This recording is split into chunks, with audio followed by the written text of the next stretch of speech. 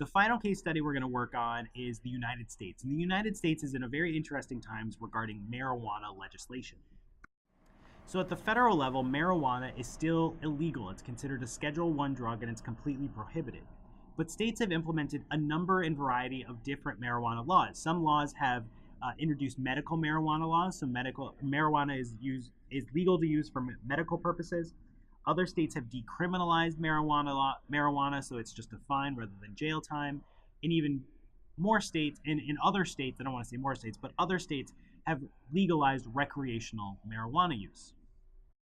So what has been the impact of these different types of laws? Well, this study focused on decriminalizing marijuana. So in 2011, California passed a decriminalizing marijuana law. This survey focused on 12th graders in California. The top left panel focuses on past 30-day marijuana use. Panel B is expected marijuana use in the future. And then the bottom two panels focus on thoughts about harms associated with marijuana, essentially. After 2011, we see a pretty good uptick in the prevalence of 30-day use. We see a pretty good uptick in expected use in the future. At the same time, we see a decrease in the number of people who see marijuana as a great risk, and we see a decrease in the number of people who strongly disapprove of other people who smoke marijuana regularly. So it seems like as a result of this law, not only did marijuana use increase among 12th graders, a vulnerable population, but harms associated, perceived harms of the product, perceived risk of the product decreased at the same time.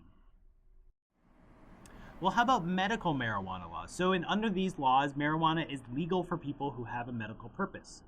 Well, this study, very recent and published in 2017, basically showed that there is no effect on the general population of medical marijuana laws. Almost all studies who have looked at this and published results on this, among a large variety of very large surveillance studies. So you're talking sample sizes of tens of thousands, hundreds of thousands, even 1 million people, showing no significant difference between states that had medical marijuana laws and those that don't. And among the two studies that showed a statistically significant difference, one showed a positive increase, one showed a negative decrease, a decrease in use. So it seems like medical marijuana laws don't impact the overall prevalence of marijuana use, unlike decriminalization we saw in the previous slide. But how about recreational marijuana use? Now, in all honesty, in my opinion, I think we need a few more years before recreational marijuana use, the impact of recreational marijuana use will actually come out. I don't think it's been long enough and we haven't really been able to form good trend lines.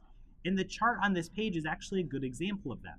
So in this study, they looked at marijuana use before and after legalization in Washington, Colorado, and then compared those to other non-recreational marijuana law states. Now, the non-recreational marijuana law states, among 8th, 10th, and 12th graders, the prevalence of marijuana use was constant or slightly decreased, although maybe not statistically significantly so.